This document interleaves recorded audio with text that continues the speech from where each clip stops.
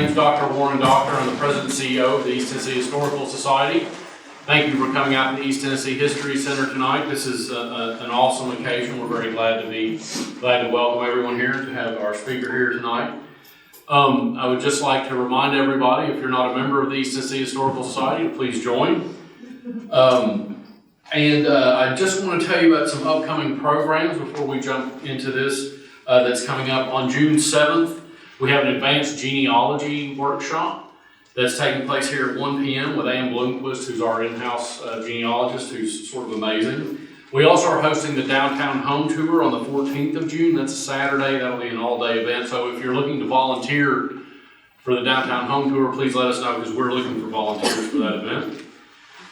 And also just to say, we have an upcoming talk on June 23rd, which is Rick Atkinson, who's coming to speak about the second volume of his trilogy about the American Revolution. So this is one of the America 250 talks. He was able to get away from he's working with Ken Burns right now in his sort of documentary for PBS.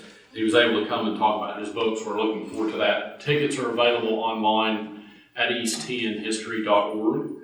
So I'd like to encourage everyone to do that. But without further ado, I'm going to talk about our speaker. But before I do, the books are available out in the lobby. Tim's there, so if you want to buy a book and then come back and have it signed, maybe, that's available to you. Our speaker, which I'm very excited to hear, is Elaine Weiss, who is an award-winning journalist and public speaker. And she's written Spell Freedom, and is also the author of The Women's Hour, The Great Flight. I'm sorry, the print's too small.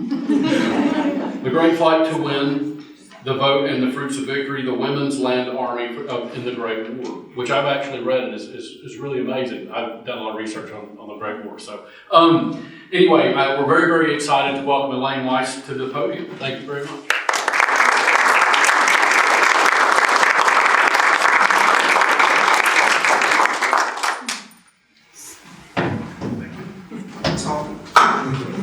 Thank you so much. It's really a thrill for me to return to Knoxville, return to the East Tennessee History Center, where I have appeared several times before, and very happily so. I brought my book, The Women's Hour, here on the second day after it was published. You were one of the first audiences, and it was a very special time. Since then, I've marched with you in suffrage parades and been at the dedication of the Feb and Harry Byrne monuments, and been here on working on several projects with the History Center. So it's like coming home for me. And tonight I return to talk about the next great suffrage campaign of the 20th century. And that is the fight to reclaim voting rights for Black Americans here in Tennessee and in the southern states in the 1950s and 60s. It's part of my continuing exploration of American ideas of democracy and what we proclaim to be, and perhaps not live up to that lofty ideal, but the ways that we have figured out to try to mend and achieve a greater union and a more perfect democracy. And Spell Freedom, then, is another story about citizens joining together to confront injustice and strengthen our nation's democracy, something that seems kind of relevant at the moment. It tells the story of the 20th century civil rights movement from a somewhat different angle from most chronicles. It's not from the top down.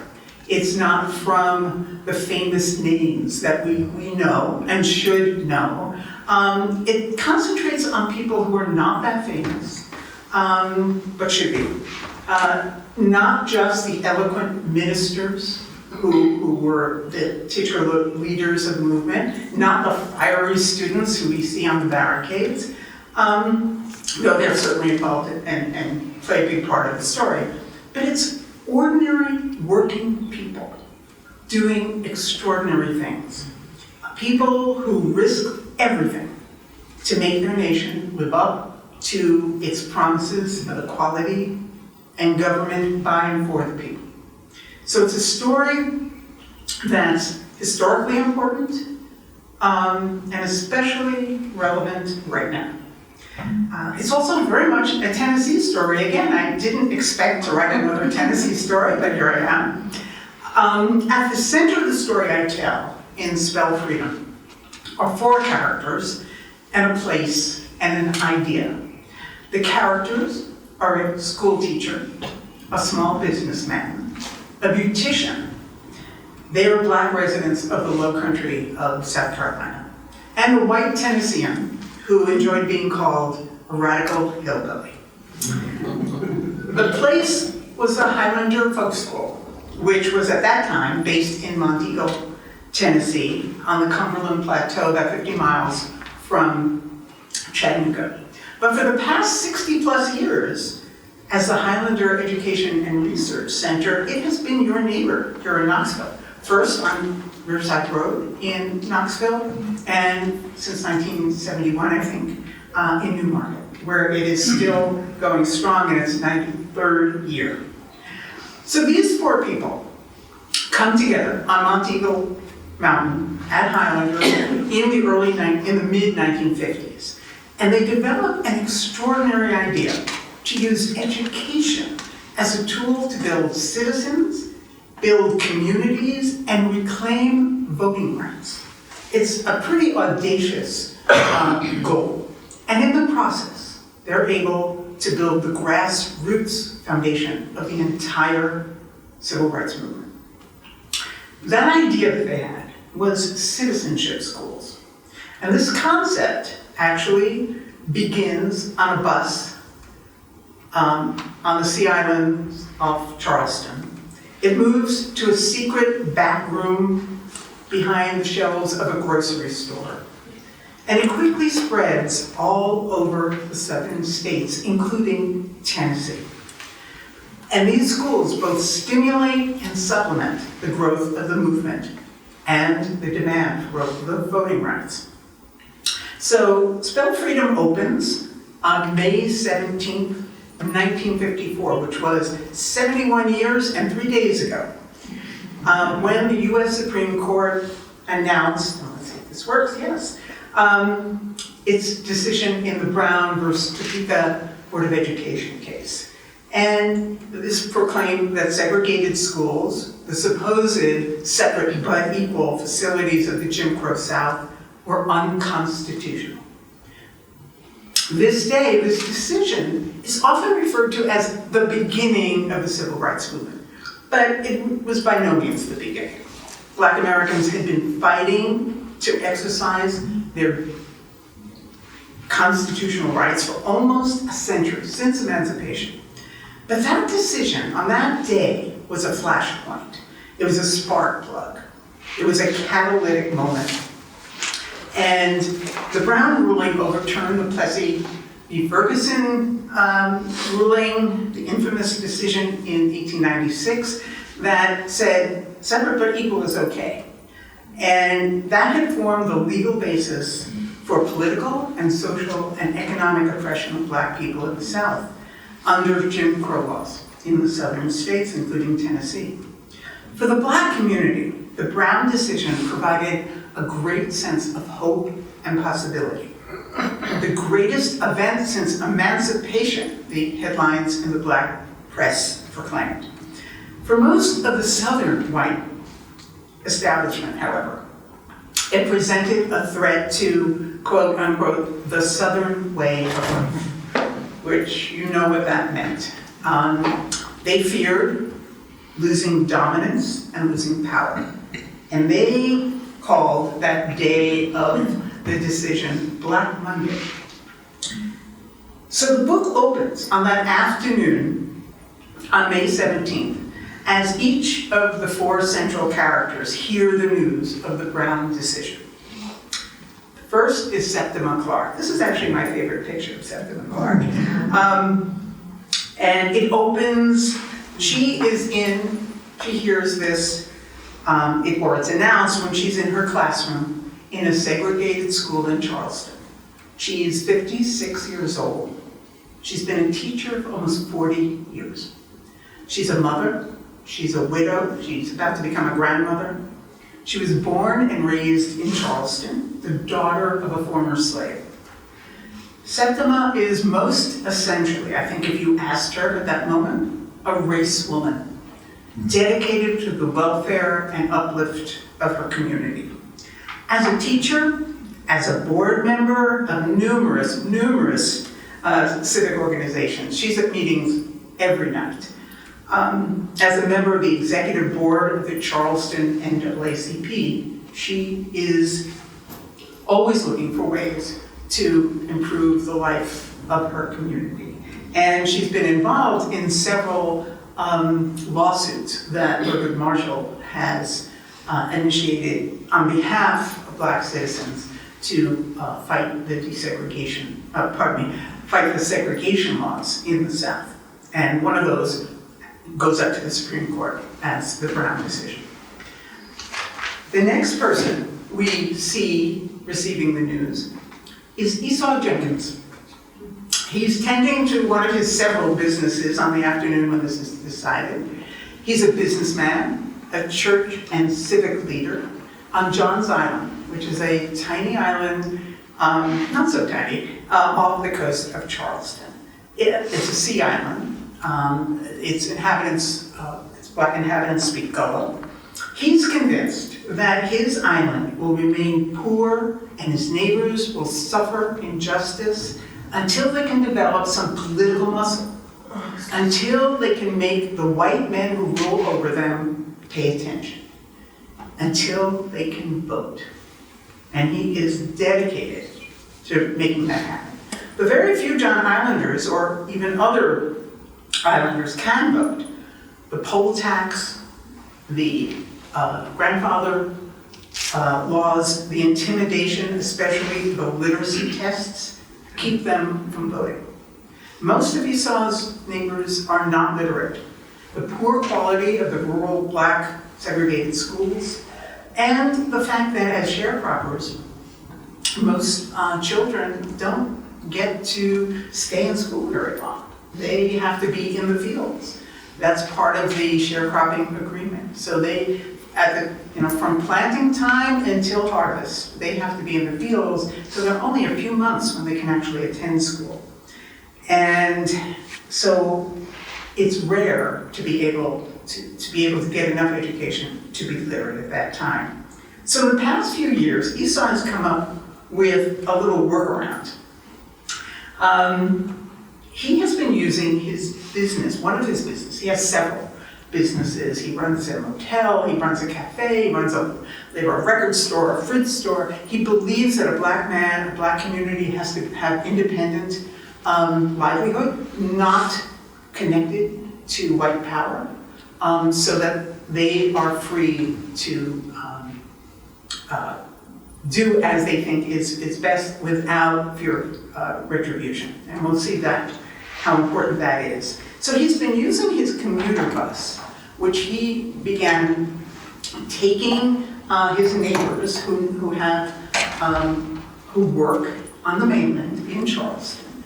And a bridge has been built since World War II. So this is, it used to take 9 hours to get to Johns Island, and now it's a much quicker trip. But he takes them over on this bus in the morning and in the evening. Had his wife type up the South Carolina Constitution, which is part of the literacy test. Not only did you have to read and write, you had to interpret the legal, archaic language of the Constitution to the satisfaction of the registrar, who usually could barely read or write themselves. But again, you would fail, no matter what. College graduates failed. But the first rung was you had to be able to read and write. And so what Esau was doing on the bus was not teaching people to read and write, but basically to memorize. Those who couldn't read it memorized these portions that were usually used on the test. And he hands out copies on the bus, and they discuss democracy and voting participation and the importance of community organization. He's lecturing to them from his steering wheel in Goa. And he prepared dozens of his neighbors to be able to register. And he goes with them to the registration office, which was usually open like 2 mornings a month, usually during working hours to make it more difficult. But now the registrars are starting to change the test and make it more difficult and trying to stump these people who have kind of memorized the sections that had usually been used. And he doesn't know how to teach reading. And he knows he needs some help. But this Brown decision, he greets with great joy because he was the one with several of his neighbors who fought to get the first black high school on the island. Until pretty recently, about 1950, there was no high school for black children to attend. So he fought to do that. He knows how inferior the unequal schools are, and so this is a great moment for him too, and it spurs him to want to do more.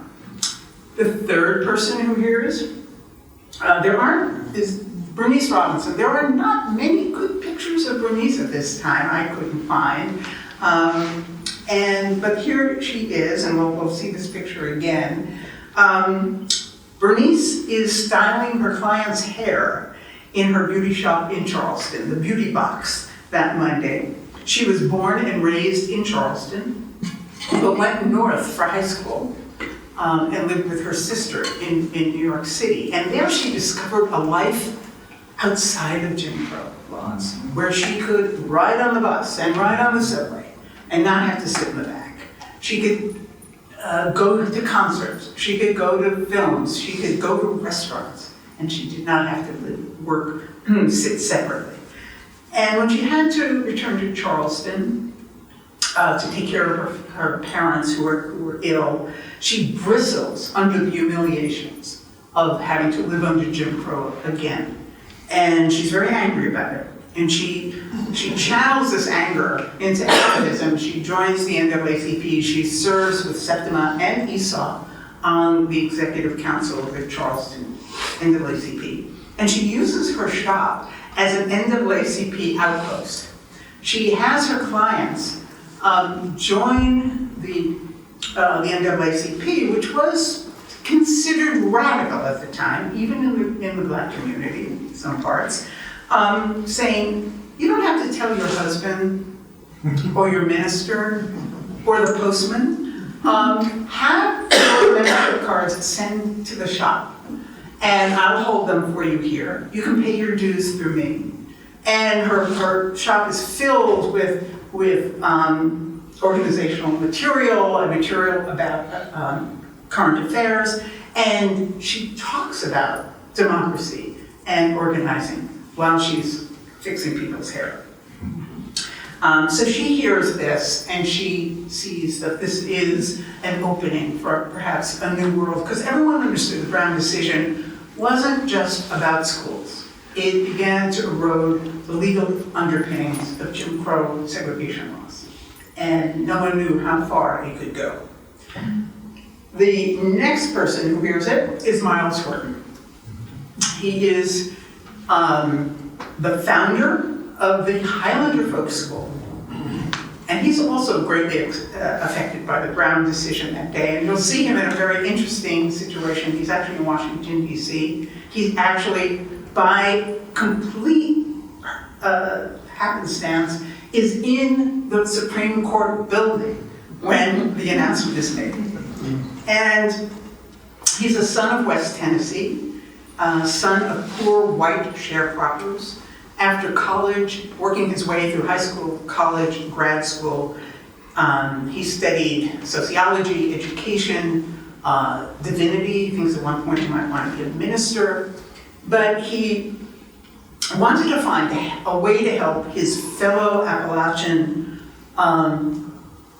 folks improve their lives. He knew that they were They were poor, they were mostly uneducated, they were oppressed by a labor system that chewed up workers in the mines or in the factories or even in the fields. And he wants to help, but he's searching for where to do this.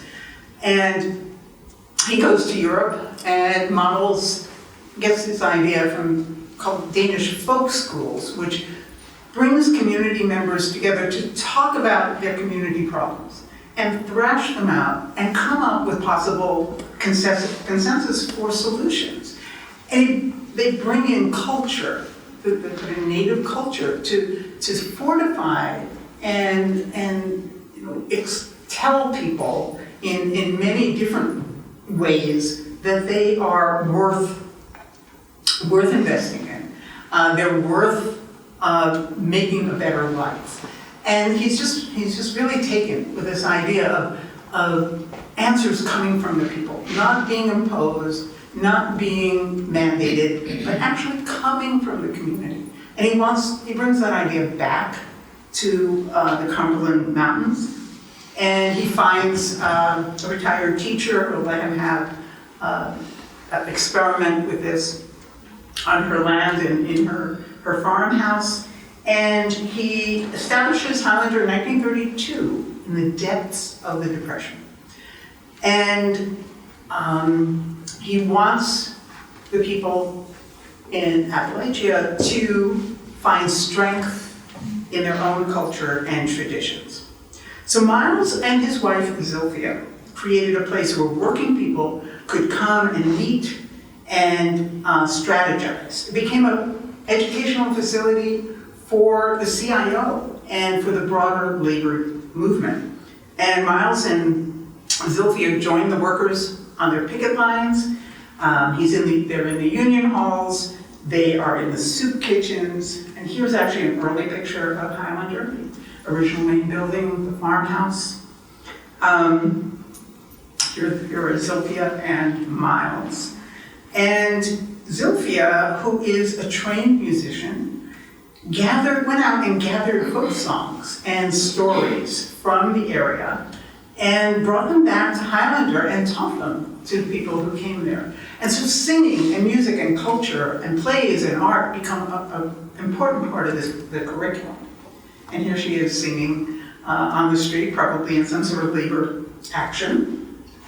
And one of the songs that comes to Highlander through a group of striking women, tobacco factory workers who were striking in Charleston, actually, was a Baptist hymn that was turned into a strike song by these women and sung on the picket line.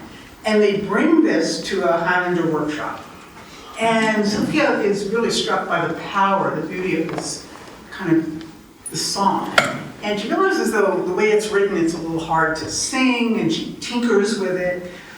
She teaches it to her friend Pete Seeger, who brings it north and begins singing it and publishing it in his folk music publication, People's Songs. He teaches it to young folk singers like Guy Carolyn, and the song becomes Highlander's anthem. It becomes a song they sing every night, just to have the power of melded voices together. And that song is what we know as We Shall Overcome. Now, Highlander gleefully defies all the segregation laws of Tennessee. It runs afoul of those with great pride. As Miles called it, he loved to describe it as a place where people can T and P together. Meaning they could eat and sleep in the same dorm rooms, swim in the same pond, dance and sing together, things that were against the law in Tennessee. By 1954, when this Brown decision comes down, Miles has pivoted Highlander from concentrating on labor organizing to civil rights. He really sees the great problem of the South is the racial problem that has not been reckoned with.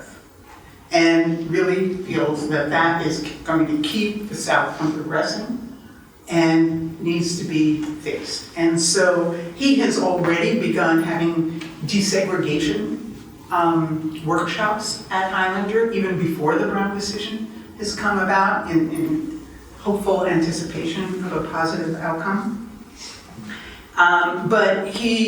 So he is ready when the decision comes to go full force and to really speed up Highlanders' involvement in this not yet movement.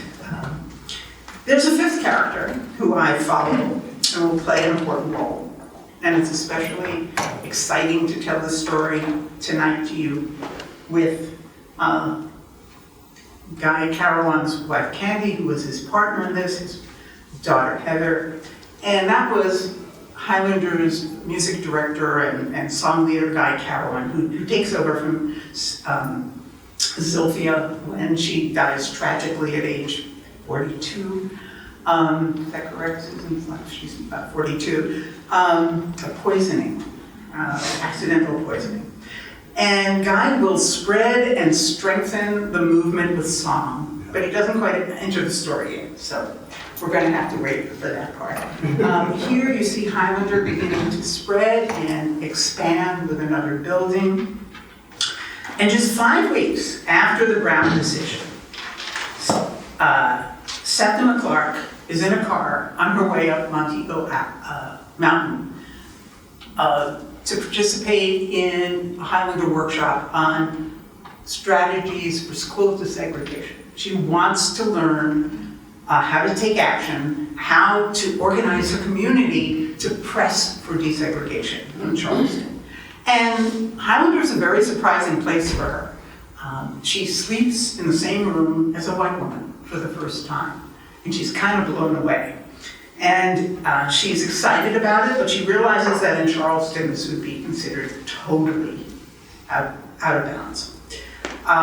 Everything is shocking and exhilarating about it, and she returns to Charleston with a plan to mobilize her city for desegregation and recruit more Charlestonians to come to Highlander.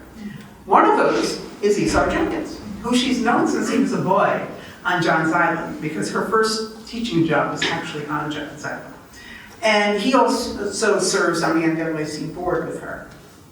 And when he comes to Highlander in that first summer, later in 1954, he announces that he is going to give his neighbors on Johns Island someone to vote for, to stimulate their registering and voting. He's going to run for school board in the district. And this is not a very common thing to do at that time. It's actually a dangerous thing. And he says he wants to do this to give his neighbors someone to vote for and to prove that a black man can run for office and not be killed. And so he does run in the fall. He comes in, he actually does really, really well. He wins 99% of the black vote. And there's now not enough black voters, but enough to put him sort of 3 out of 4. And of course, only the top 2 or so can get the positions. But he comes in close enough to scare the white council, the school council. And they soon change the rules. And actually, there's a rule that goes through the South Carolina legislature that says in District 9, which is where Johns Island is, the school commissioners will be appointed from now on. And so it's a blow, but he realizes he's scared them. And he realizes this is the power of the vote. So by the next summer, Septima convinces Bernice Robinson to come to Highlander too. And by now, Septima is leading summer workshops. After the school year is over in Charleston, she comes and runs workshops at Highlander. And one of the people who comes in that summer of here was a guy, I forgot to show you. So Rosa, pardon me. So later that summer of 1955, a NAACP activist from Alabama comes by bus and attends a workshop.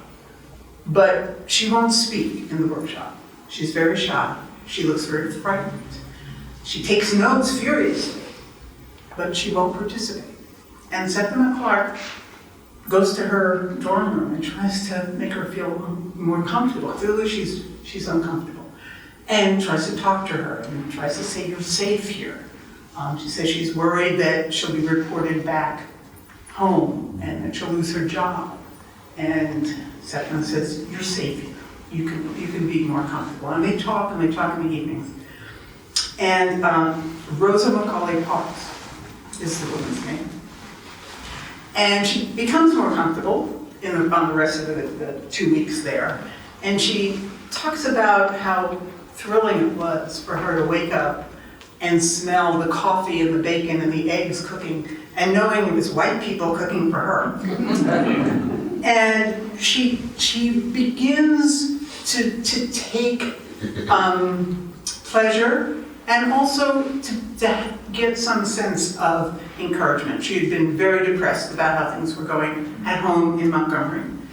And she leaves Highlander with a real sense of possibility. She's still scared about going home to Montgomery. She asks Septima Clark, who she really forms a bond with, to accompany her on the bus home because she's scared to go by herself. 4 months later, Rosa Parks refuses to give up her seat on the Montgomery bus. And she gives Highlander credit for giving her a sense of possibility and strengthening her spine. And she's devoted to Highlander for the rest of her life. And here's a picture of Rosa at Highlander.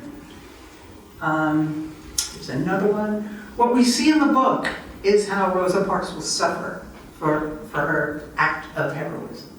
And the death threats, she is fired from her job, her husband is fired from his job. They have to leave Montgomery forever and move to Detroit, where she also is blackballed, even there. So she suffers mightily. We celebrate her, and should celebrate her, but we've rarely heard what happens afterwards. And you'll see that through the book of what she goes through and how Highlander tries to help. So now we see the movement sparking over the map of the South. Little fires coming up in different places.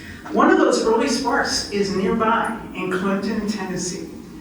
In September of 1955, when the desegregation of Clinton High School is attempted, and there are white riots and violence against families. Outside agitators, white supremacists come in to stir up trouble, and the high school is bombed. Highlander invites the students and their parents to come and rest and talk at Highlander and take a respite, gather their courage, get some reinforcement. And they invite Rosa Parks to come and talk to the young students. And she does, and she's inspired by them, and they are inspired with her. So Highlanders really becomes a meeting place for those involved in the movement. And you see them come in and meet each other and talk about strategies, and it becomes a catalyst for what's about to emerge. Including the young students involved in the Nashville singing movement in early 1960. And they come to Highlander to discuss things. It's one of the early formative meetings of the Student Nonviolent Coordinating Committee. And John Lewis attends. He's a 19-year-old seminary student in Nashville, and he's very taken by Septima Clark. And he's impressed with Miles and his Socratic way of poking holes in arguments and being a devil's advocate and challenging the students to make them describe what they want and why they want it. But he's really taken with Septima Clark, and he says what impressed him so was that she always believed in the power of ordinary people, believed in the power to, that this movement was not going to be led by the elites. It was going to be led by the poor people, the barefoot boys that he had been and his family had been. And he had great respect for her. And again, John Lewis devoted to Highlander for the rest of his life. So we see the movement begin, but we also see the opposition, the backlash begin. And in early 1956, more than 100 congressmen from the southern states signed something called the Southern Manifesto, which is a work of defiance. It is a constitutional crisis. They refused to abide by the Brown decision. That's kind of relevant right now, too. And they proclaimed massive resistance to the idea of desegregation. And what we see is a whole structure of resistance begins to be constructed. One level is the citizens' councils, the white citizens' councils, which are established in almost every town and city in the South. And there are hundreds and hundreds of chapters. The mayor would belong to this. The congressmen, the senators, the state legislators, the city council, white lawyers, doctors, bankers, the planters, the white establishment, the finest people in town, the white people in town belong to these. And they work together to punish anyone they think is a troublemaker, meaning anyone who is advocating for equality or desegregation or voting rights. And they are, supported by official state taxpayer agencies with patriotic names like the Mississippi Sovereignty Commission, which is one of the most notorious. The Louisiana Commission to Preserve the Peace, you know what that peace was. It was the status quo of Jim Crow. It was the Georgia Education Commission. Believe me, they were not doing education. The Tennessee Special Legislative Committee. They were often led by the governor, endowed with generous budgets, their own investigative staff, they had publications, radio shows, and they worked with state legislatures to pass laws making civil rights activity illegal. Also something we should pay attention to, including outlawing the NAACP in many states and trying to cripple it by taking its charitable tax qualification away and outlawing it, calling it a subversive organization. They go after local attorneys working with the Legal Defense Fund and Thurgood Marshall and threaten them with disbarment and fines. And they prohibited state and municipal workers from being NAACP members. And Septima Clark will soon be fired from her job, 40 years of teaching, because she refuses to renounce her membership in the NAACP. She'll also lose her pension for 40 years. So the state commissions work with the white citizens councils. And they're going to punish any parent who signs a petition for their child to attend a desegregated school. Because the Brown decision was fine, but it didn't provide any timetable or any enforcement mechanism. So everyone was on their own. And every case had to be litigated, which took time and money and was very dangerous. And these white citizen councils also collaborated with the Klan to do the dirty work of intimidation and violence. The white citizens councils were often called the Uptown Klan. And now I think it's a good thing to remind people what happen if you tried to register to vote. If you just attempted to register, I'm not saying you succeeded, you just attempted. By the time you came back from the registrar's office, and again, you would usually be denied if you were a Black person, the registrar had called your landlord and your family was evicted, called your employer and you were fired from your job, called the local banks and any loans or mortgages were pulled immediately, called the pharmacy and they would no longer fulfill the prescriptions for your sick children. Your life was ruined. Families were broken up. Fathers had to go off to out of state to find a job. This happened over and over and over again. And I think this was one of the most shocking things in my research, that we read about, the famous terrible moments, the dogs in Birmingham, the bombs on the buses, the Freedom Riders, but we don't hear about this insidious punishment of just to try to exert your rights that was systemic and organized and government funded. And this was very shocking to me, and I think it's something that we really need to know about more. And one of the most shocking of these examples was in West Tennessee, in Fayette and Haywood County, when nobody had voted in those counties since since Reconstruction had ended. And the last person who tried 25 years before was lynched. So nobody tried. And a group of veterans after World War II, men who had fought for their country, came back and said, I'm not taking this anymore, which is a large part of why the civil rights movement begins in the late 1940s and 50s, organized and actually tried to vote. And they do vote, actually, eventually. I'm compressing a timetable. And they are all evicted, all of them. Their names are posted at City Hall.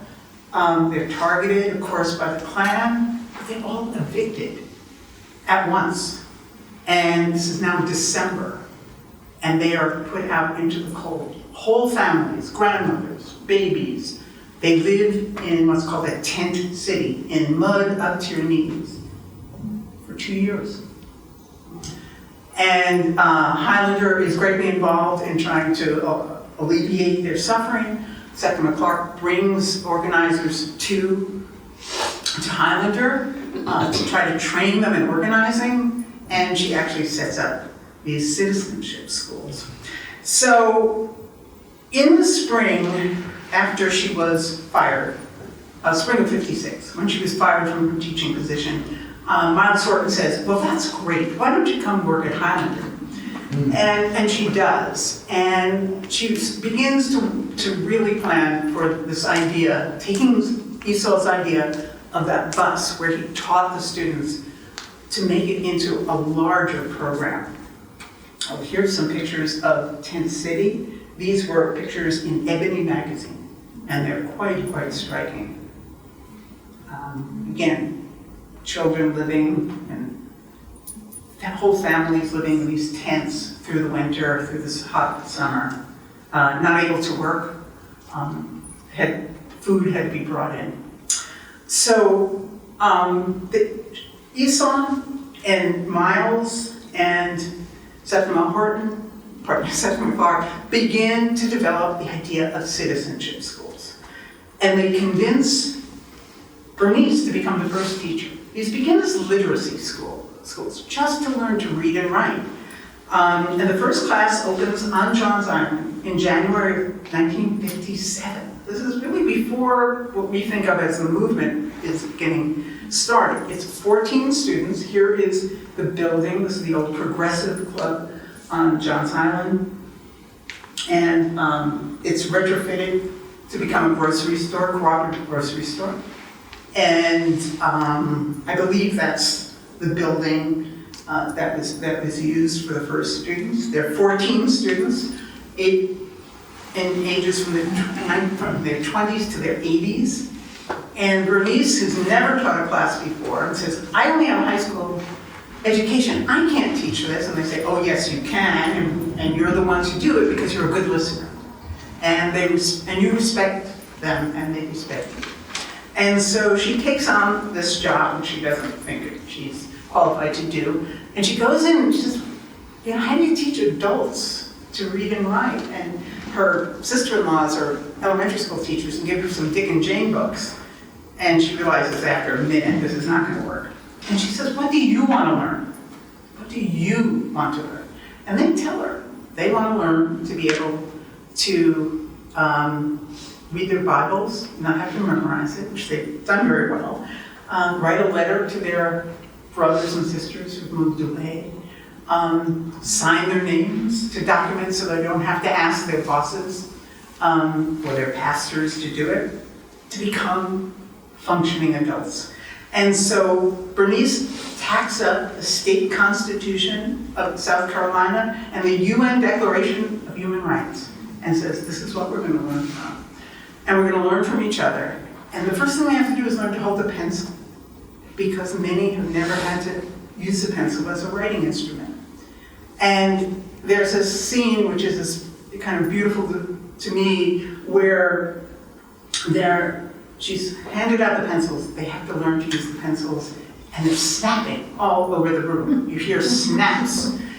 Their hands are so strong and used to manual labor that they're holding them too tight, they're too nervous, they're too eager, and they just snap all over.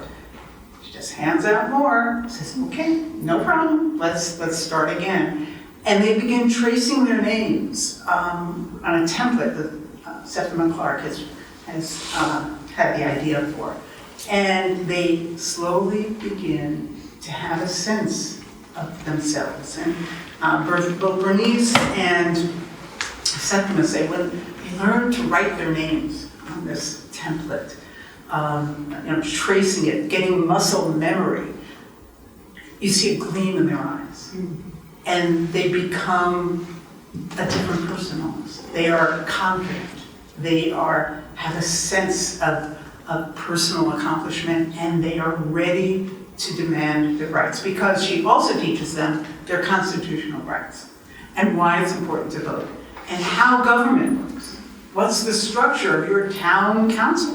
What's the structure of the school board? What's the structure of the mayor's office and Congress? Things that would be very useful for our population to know right now. And when they graduate, they do become voters, every one of them. And here's some beautiful pictures taken by photographer Ida Berman of the first citizenship schools on, these are on Johns Island, and then we'll see one from Guatemala Island. Here's Bernice teaching. Again, from the basics, from learning to hold a pencil to ABCs, rudimentary arithmetic, and they progress very fast. Here's Septima in the middle and Bernice standing, teaching a class together on the island. Here's another teacher teaching on Guatemala Island, another Sion. Here is Esau standing and Miles Horton in the grocery store. And the grocery store was retrofitted with the classroom in the back with no windows. And Septima says, we did that on purpose. We didn't want people knowing what we were doing there. So when her father was a slave, it was illegal to teach slaves to read and write, because they would have ideas and agency and be able to live in the world. And it was still dangerous to do it in 1957. So these students become literate and they learn to vote. And word spreads, first through the Sea Islands, then onto the mainland, through the Low Country. Savannah wants 5 of them, of these schools, and Septima travels through the region to select volunteer students, volunteer teachers, to become citizenship school teachers. They don't have to be trained. In fact, she doesn't want trained teachers. She wants just like natural leaders, people who their neighbors will trust. And these citizenship schools, when I speak of these, they're not like little brick edifices with a bell on top. They're not structures. They're community classes. They are peer-to-peer classes to a certain extent, with neighbors teaching neighbors. And so there's a built-in trust aspect in that. And they are taught in secretive locations, beauty parlors, really important, barbershops after hours with the windows, and here we'll see, we'll see some pictures of that in a bit. Funeral parlors. Again, black-owned businesses where they were not subject to white retaliation. Church basements, kitchen tables under the trees in fields. So they're little classes, they're not schools, but there were hundreds and hundreds and hundreds of them. And soon, Septima Clark asks the young staff song leader, Guy Carrowan, to sing in the classes. And he teaches them the new freedom songs that are being developed, borrowed from gospel and spirituals and hymns, and he learns the island versions of the old-time songs and turns them into freedom songs. And he teaches them the song, "We Shall Overcome." And it's one of the ways that the song gets spread and gives a sense of strength and solidarity. But meanwhile, Highlander is being targeted as a communist training school. Communist was one of those labels that was like all-purpose. We're coming out of the McCarthy era right now in our timeline. But it's also convenient to label the civil rights movement as communist because it makes it alien and un-American. We see that happening now when things are called Marxist or radical left-wing or Antifa or whatever words that are used to make it seem that citizens demanding their rights is un-American. And they tried to convince the American public that this isn't a legitimate expression of American ideals. It must be foreign influence. It must be Moscow leading this movement. And this will dog the movement and dog Dr. King and dog Highlander for decades to come. In the summer of 1957, Highlander is 25 years old. And there's a great anniversary celebration, and the young minister, Martin Luther King Jr., who has made his name as a leader of the Montgomery boycott, is invited to Highlander to speak. And here he is speaking in the library. And here he is with, there's Dr. King, Pete Seeger, Charis Horton, who is Miles and Sylvia's daughter, Rosa Parks, and Ralph David Abernathy are all there for the celebration. But there's also a spy there. There's a spy sent by the Georgia Education Commission, one of those segregation commissions. And he's taking photographs, of the things people do at Highlanders, sing, dance, eat together. But he gives it a different, he brings these photographs back to the Georgia Commission. They give it a different spin. Here it is. Communist Training School, Monteagle, Tennessee. And if you read this broadside, it's really shocking how this is just twisted, completely twisted, of what Highlander is about and what they were doing there. And they make it seem like it was just a whole communist enterprise. and that the leaders of the, as they call it, the Negro uprisings have all been gathered at Highlander. And this photograph, which is taken, becomes a very potent weapon used against Highlander and against Dr. King for the next 15 years. And you'll see it come back again and again. It's used in congressional testimony. It's used on billboards all through the South. In fact, someone wrote to me this week and said, you know, those billboards were outside of Grand Rapids, Michigan in 1965. Again, to both smear Highlander, but more importantly, to smear the entire movement. There were postcards made of this. And there were 1 million copies of that broadside that was published by the Georgia Commission. And the Attorney General of Arkansas, a very ambitious man, wanted to explain away the Little Rock, Arkansas, the Little Rock High School desegregation violence.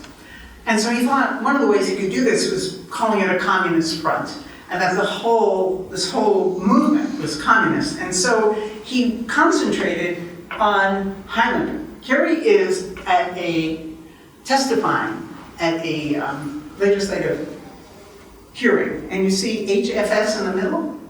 He drew every single event or person were affiliated with Highlander, and it was one of these network and supposed guilt by association.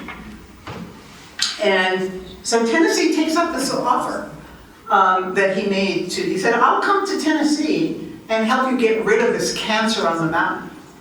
And so they take him up on it, and the Tennessee legislature authorizes hearings that take place in Grundy County. And here they are. In the summer of 1959, Highlander is raided by the district attorney general. And Seth McClark is arrested and handcuffed and dragged away in a patrol car in the middle of the night and put in prison and put in jail. Guy Carawan is also put in jail, and they are placed on trial. And Highlander is placed on trial. And one of the charges is violating Tennessee segregation laws. Miles Horton says, great, let's take that to court. He wants to have a case based on that. But the state changes the charges and says, no, we're not going to do that segregation law thing. We're just going to settle on you're selling beer without a license, because they have a little tip jar. So they try to get them on that count. And there's sensational hearings. Seth McClark, all the charges against her and Guy and others who have been arrested are dropped because they're groundless. But the Highlander, Tennessee wanted Highlander convicted of this, no matter what. And they managed to do it. And here, Miles is watching the sheriff padlock the main building. And the charter was revoked, the property seized and auctioned off. No proceeds came to Highlander. And I described what it was like to be there when it was auctioned off. But by the next day, Miles Horton had another charter in his hand, and he rebranded the same institution pretty much as the Highlander Research and Education Center, and he moved to Knoxville in a caravan. And it has been in this area ever since. But what would happen to the Citizenship School program, which was really one of the most successful programs Highlander had, one of the most important. And so there were hundreds of graduates, and they were becoming important to the movement, important for organizing the movement. And so it's moved to, the citizenship program is moved to Dr. King's Southern Christian Leadership Conference. And Septima moves to Atlanta, works with Dorothy Cotton and very young Enter Young in the Citizen Education Program. And they travel through the South looking for people with fourth grade educations and PhD minds. And those are the people they want to train to become citizenship school teachers who then become community leaders. And Bernice continues working with the citizenship schools through Highlander. She stays, it's a complicated organization, but she stays, she's here in Knoxville, and she works with SNCC, the Student Nonviolent Coordinating Committee, with John Lewis and with James Bevel and with Bob Moses. She goes to Mississippi and is training the young organizers to establish citizenship schools, because it's so important for getting the grassroots, to reaching into the grassroots for organizing. And Bernice also establishes citizenship schools here in Knoxville and in Oak Ridge. The citizenship schools, here's a picture of citizenship schools in Mississippi in a beauty park. Again, with the blinds closed after hours. And here is Dorothy Cotton teaching at the Dorchester Center in McIntosh, Georgia, which becomes the training center for training teachers. And here is Septima guiding the hand of students, how to write their names. And here is a really great cartoon or drawing. The citizenship schools under the SCLC spread to 11 southern states, trained tens of thousands of adult students and hundreds of teachers who became community leaders, including Fannie Lou Hamer, who begins as a citizenship school teacher. And in fact, it's returning from a citizenship teachers training, advanced training session that she is arrested and jailed and beaten. So by the time the Voting Rights Act is enacted in 1965, and you learn how that happens in the book, over 900 schools, 900 classes have been established across the South, these citizenship school classes. And Andrew Young evaluates it and says the basis of the whole civil rights movement were these classes. Because you can't just organize from the top. And you can't just organize college students. You have to get the people. And this was one of the main ways of getting even uneducated people into the movement, giving them the agency, the confidence, the skills to demand first-class citizenship. And Guy Carolyn goes on, is singing, he and Candy are at most of the great actions of the movement. Here he is teaching in a citizenship school class. He's on the far right. Here he is in, I believe this is in Nashville. Again, after the bombing of Attorney Bluby's home, when they confront the mayor. I believe that's where he is. He's leading singing. Here he is after the sit-ins at Fisk University. John Lewis is on the far right. Again, here he is. I don't know exactly if this is this at Highlander? I mean, it's the curtains. It's in Nashville. It's in Nashville. It's in Nashville. Okay, because there's Thurgood Marshall on there, and Septima Clark sitting.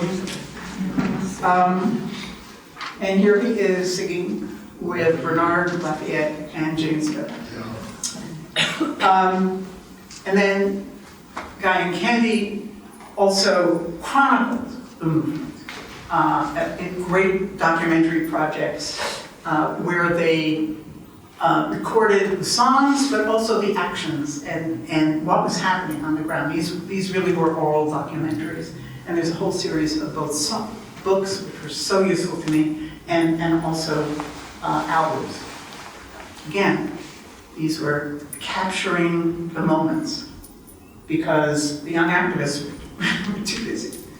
And here we are. And so, since 1961, Highlander has been in the Knoxville area. Here was the original building on River Road was it Riverside Road? In Knoxville. Not everyone was thrilled about coming to Knoxville. Miles described setting up a garden party on the lawn so everyone could kind of wave to the masked men to embarrass them. And in its 93rd year, with the Septima Clark Learning Center, I believe is in that picture now. And so when I started writing this book in 2019, I did not expect it to land in this moment. I couldn't have predicted it. I wouldn't want to predict it. But here we are.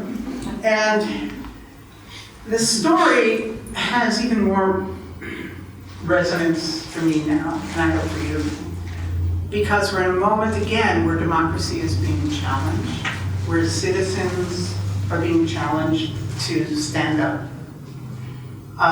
When the idea of how our government is structured and an ignorance about how our government works, as the fact that we don't teach civics in our schools very much, has come back to bite.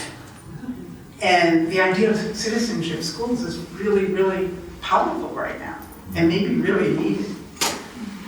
But what's also, I think, an important lesson of this story is that our democracy won't be saved by leaders coming from on high. Septima Clark and Miles Horton, too, disagreed with the idea of a single charismatic leader. And it had to be multiple leaders coming out of the community. And I think that's something we should think about right now. We're in a very perilous moment when history itself we're being told to erase this history. I've encountered it a bit, even in the few weeks that the book has been out. I think Black history is being attempted to be erased. I don't think we're going to let it be erased. Being told that history that makes us uncomfortable should not be taught in the schools, or in our military academies, or in our museums. And I say, history is supposed to be uncomfortable. That's how you learn. That's how you don't repeat the mistakes. And this is an inspiring story because it's about citizens using creativity to overcome those obstacles, to organize themselves to something so positive about this. And yet, it's also an idea of seizing equality, seizing it, bringing it home. And that's scary to people who don't believe in equality. So I think that this story, this history, is important for us to remember. And right now, maybe it's something we can use as we go forward in our time of democracy being challenged, of our history being challenged, because this is one of the most patriotic stories I think I've ever encountered. So I thank you. I welcome some questions, and hope you'll. Did you see the today's paper, or maybe this? I don't think I did. The second year in a row, there are county commissioners in this county that are opposed to citizenship freedom schools using school facilities during the summer, because there are 6 or 8 freedom schools held in this area. And they do not want public education sites. And it's the South Knoxville rep is the one that's really on it to the county commissioner to deny the school board the money to hold those freedom schools. And they were voted down, of course. Good. Very But, But, I mean, and that's what, because they're still, Marion Wright Edelman, you know, the Haley Farm, right, a lot of time during the summer, they train 600 or 800 young people to go out and do those. absolutely. And those are all sort of based on the citizenship school model. The Freedom Summer, the Yeah. Freedom Schools in Mississippi, Bob Moses, Senator McClark was on the planning commission, Yeah. planning So group. they're So it very much comes out of the whole citizenship ethos. But yeah, it's sad, but it was voted down, so good. yes. But that's the sort of thing we're encountering all the time. You know, books being banned, the history being denied. And I think we have to make sure we scream about that because it's very, very dangerous. And it's something, I think when I get discouraged, which is more often than I'd like these days, I think of what Senator McClark used to like to say, which was that towards the end of her life, and by the way, she runs for school board when she's almost 80 years old, and she wins and has 2 terms. But someone asked her, well, you know, sum up your life, what you tried to do, and she talked about that she tried to create a little chaos. She said, chaos is a good thing, it's a gift. God made the whole world out of chaos, and change is what comes of it. So I'll leave you with that. Any other questions?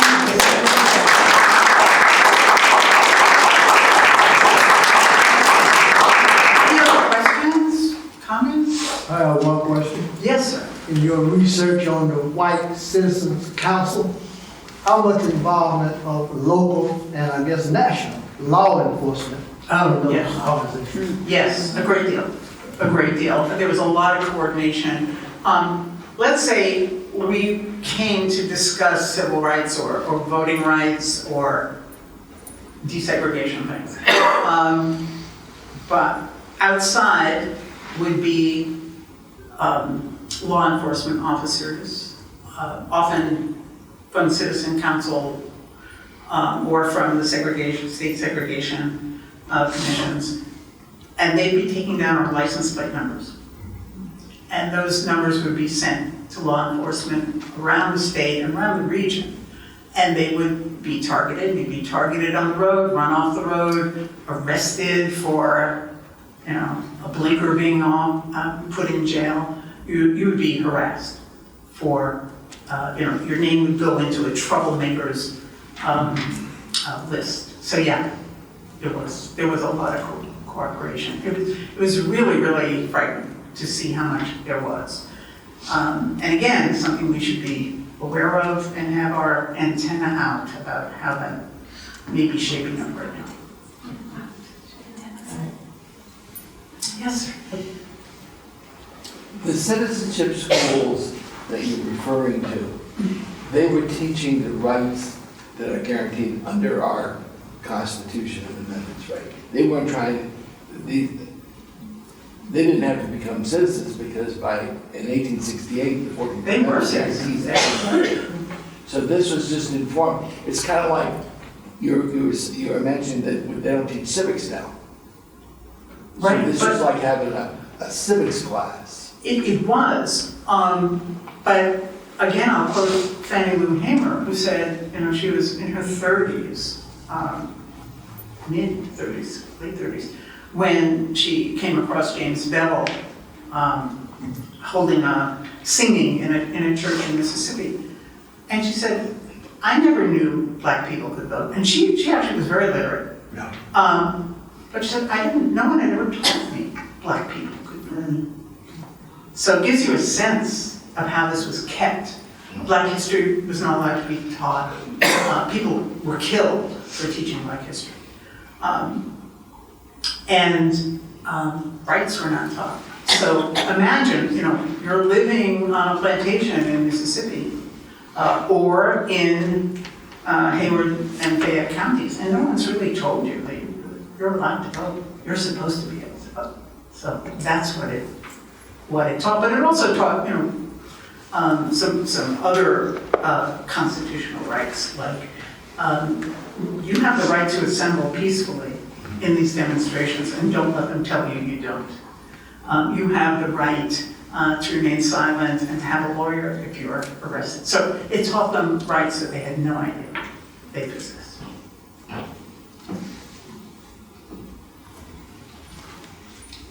We were talking on the way about how many teachers were fired. Oh, yes, yes. Thousands. There's actually a great book about that called, I think, Jim Crow's Pink Slip. And it is about the teachers, tens of thousands of teachers who were fired, some because of their membership in the NAACP, but others when the schools did have to desegregate and the black schools were eliminated and consolidated to the white buildings, because the white buildings actually had bricks and the black schools were mostly shacks. They fired the black teachers. They just fired them because they wouldn't allow black teachers to teach white students. So yes, teachers were the backbone of the movement and the backbone of the NAACP, so it was like a double whammy. And by outlawing the NAACP and calling it subversive, and not only was there legal ramifications, but there were social ramifications. I talk in the book a lot about Septima Clark's family, who were very nervous about her participation. John Lewis's family, not supportive. He was really estranged from them because they were so dead set, because it was so dangerous. It was so dangerous. So yes, teachers, and there are lots of examples of the teachers in this book, and Septima Clark sometimes being very impatient with her teachers not standing with her, and not standing up and saying, no, we're not going to quit the NAACP. You can't fire us all. But they did. Yes? Some interesting secondary characters in your book. The Warings. Oh, the Warings. Oh, yes. I didn't, this is the first presentation I've made. All my others have been conversations. So in trying to figure out what I was going to do, I couldn't put everything. Yeah, the Warings. So what the gentleman is referring to is one of the things that I learned was the origins of the Brown decision. The fact that the Brown case was actually 5 cases rolled into one. In alphabetical order, Oliver Brown came first from Topeka, Kansas, but one of them originated in South Carolina. And it was the dissent written by a federal judge in South Carolina, a man named J. Wise Waring, that really informed the Supreme Court decision. But what's so fascinating about Waring's is that he makes a dramatic change. He's a Charlestonian, like 8th generation Charlestonian, part of the white establishment. In the 1940s, becomes a federal judge and really begins to change his ideas about what racial justice is and is not, and begins handing down a whole series of really powerful decisions that just blast Jim Crow ruling laws in South Carolina apart, including opening up the white Democratic primary where blacks had been barred from, equal pay for black teachers, which Septima Clark is involved in, a black law school, I mean, just a whole series. And he becomes a pariah in South Carolina. The South Carolina legislature actually votes to buy, he and his wife, a one-way ticket out of town. He's attacked, crosses burned on his lawn, there are impeachment proceedings. Mendel Rivers tries to impeach him in Congress. And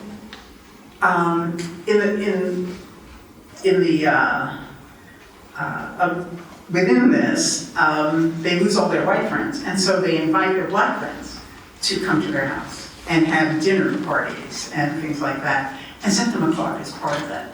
And one of the really important research tropes for me are the letters that she writes to the Warings, who are in exile in New York City for the rest of their lives. They never come back. She writes to them, and there she details what she's doing. It was the most informative, both of what she's doing in the movement, where she's going, coming back from this and this, her comments about being a Highlander, but they're very emotional. And she feels very close to these two white, very upper class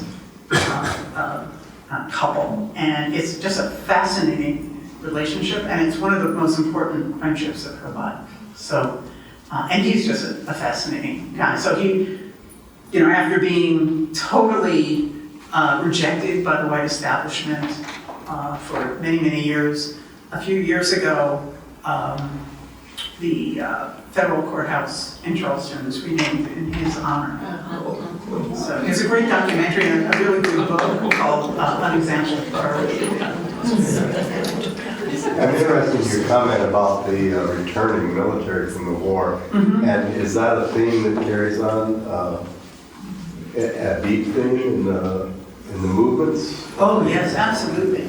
A lot of the organizers of actions, community actions. So whether that's in Hayward and Fayette County, these are veterans who, fathers of small children, and say, I want a better world than what I had. Also, returning servicemen from Korea. Again, have experienced something outside of their Southern world. And even though in World War II, the military is still segregated, it was still better than being a black man in the South. And so they do return with totally new ideas of what they want for their lives and for their family. And and they are often the organizers and the activists, they and their families. And that's, all through the book, you'll see, Navy veteran this, and came back from the war that, and it's not a coincidence that the movement takes so. Medgar Evers. Medgar Evers, absolutely a veteran, yeah. So it is really important, that service. Of course, they've served in every war, but this one, the timing, it really matters. Take maybe 2 more questions, and then we want to make sure we have time for book signing and more private discussions. Sure. Yeah, I want to ask just about your source materials. I know Highlander was helpful. Yes. Very. But like you said, that you got the letter that Septima wrote to the Warings. Oh, yeah. The letters. Hundreds. So how did you track down some of this? Oh, yeah. So I began the research of this during COVID. So a lot of the archives were actually closed. But there is just a wonderful archivist at Howard University. The Warings, when he gave his papers, he would not give it to his alma mater, which is the College of Charleston, which remained segregated for far too long. But now has come around and celebrates Septima Clark. But he gave it to Howard University, an HBCU, and it's in the Moreland Spring-On archive there. And these are Mrs. Waring's copies of Septima's letters. Her letters to Septima have not been kept. So I'm missing that part, but it's more important for me to see what Septima wrote. These are all handwritten. Thank God Septima was a school teacher, has perfect penmanship. I have them, in a binder on my desk, and you look at them and say, oh, it's so perfect. It's so, even when she's writing in the margins, it's very legible. So that was very, very important to get a sense of her. She writes to other people, but those are really my foundation. Susan at the Highlander Center was so great, and then so the papers, Highlander papers, early part is at the Tennessee State Archives, and I worked with them for Women's Hour, so they knew me, and they were great. Most are at the University, at Wisconsin Historical Society, which is on the grounds of the university in Madison, and I spent several days there, and they've been terrific. The Avery Research Center, which is now part of the College of Charleston, and it's where Septima went to high school, and it changed her life. It's this beautiful building. And so that was really important to actually do the research in the building where she got her education. And there they have her papers, and Bernice's papers, and Esau's papers, which are not very extensive, but there were important little pieces, including a business card for the beauty box, Bernice's beauty show. So that was part of it. Then of course the SCLC papers are at now at Emory University for the most part. The Carolyn papers at both the University of North Carolina and also some at Appalachian State. Yeah, they are. and they were tracking those down. Candy gave me some really, really valuable papers. And I were able to interview Septima Clark's grandchildren, Moody Bond, who's there when she gets arrested. Being able to touch it in that way was really important. I did go to Johns Island.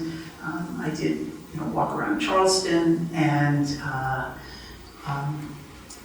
in my last, when the book came out, we launched it in Charleston, and afternoon before I was to go on sort of maiden voyage, I was walking around, my husband was with me, and we were walking around, and I was showing him Judge Waring's house, which is this lovely house on Meeting Street, and there was a woman outside, and we started talking, and I said, "Is this Judge Waring's house?" She says, "Yes, how did you know that?" I said, "I know that." And she said, "Would you like to come in?" She owned the house, and she took us in, and took it, and Septima was here. I was kind of gaga. She didn't know why I was gaga, but it was quite a moment. So the research is wonderful. I think we talked this afternoon. When does it end? It never quite ends. And again, the SNCC papers are in different places. There's a wonderful online trove of material from the civil rights veterans, movement veterans. They do great stuff gathering things. The SNCC Legacy Project has things. The SNCC Digital Gateway has things. Library of Congress. And a lot of memoirs. Septima writes to John Lewis's Walking with the Wind is beautiful. Andrew Young, An Easy Burden is a really great book. So I'm able to, Vera Piggy in Mississippi writes Struggle of Struggles and talks about in Clarksdale.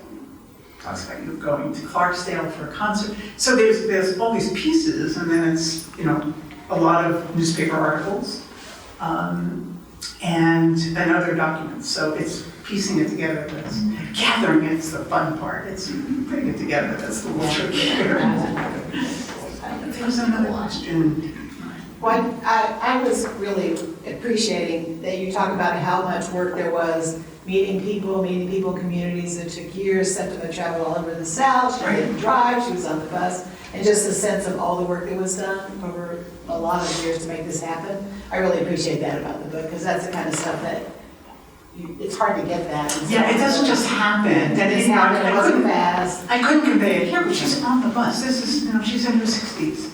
And she's just traveling, sleeping in people's homes. Sometimes they think she's a white person. And, a friend of Highlanders says, you can stay here with this person. And they didn't tell her that she's the first and only Black staff member.